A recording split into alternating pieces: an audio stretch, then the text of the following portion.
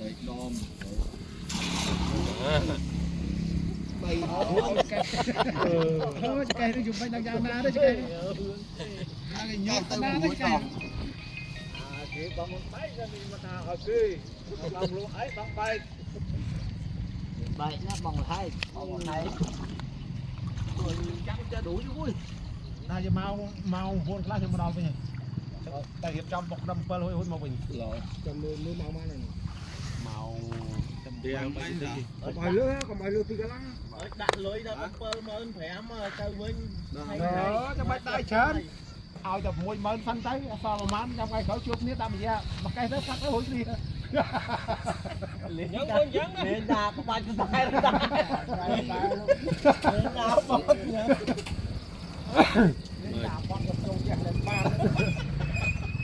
màu muối màu muối luôn Mùi ơi, phi ơi. bón Đó, nó đó, đấy đó. Màu à? Màu trăm ca tiết trường cho ba lừa đấy bạn đăng á nó được miệt thứ đấy rồi con nàng la bay đấy rồi Người bên kia mà mưa mà.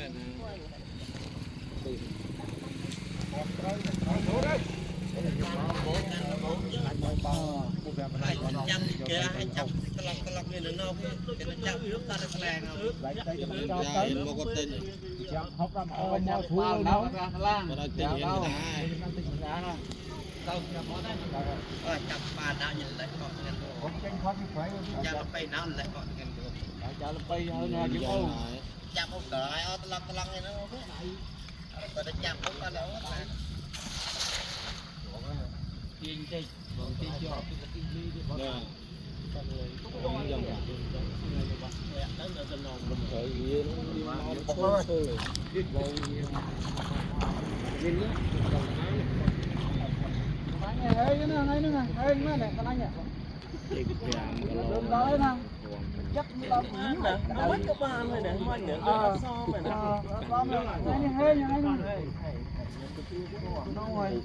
bông mấy có tự rồi giống có không ăn ập bị cái lá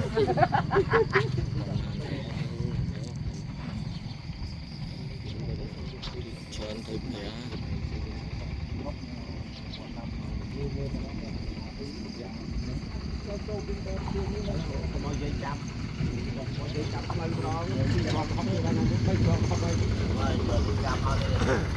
lấy cái muối mấy đi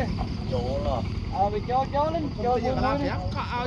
cùng với con phép bát mình tình yêu trước cho bạn này miệt chết ơi chết ơi chết ơi trong bên sau này chết chết ơi Cái lá cô lỗ nó lút lọt nó thầy hia bông thầy hia này vậy đấy lút trên cái ánh ra mình nhỉ mau ơi bọc bông thầy hia đó nè trời ơi chập ra lá bay chập đau máu đó lúc hay bông bọc bông thầy hia mình lút chập cái lút đâu chập không ban lớn nó cười đây nó thầy hia này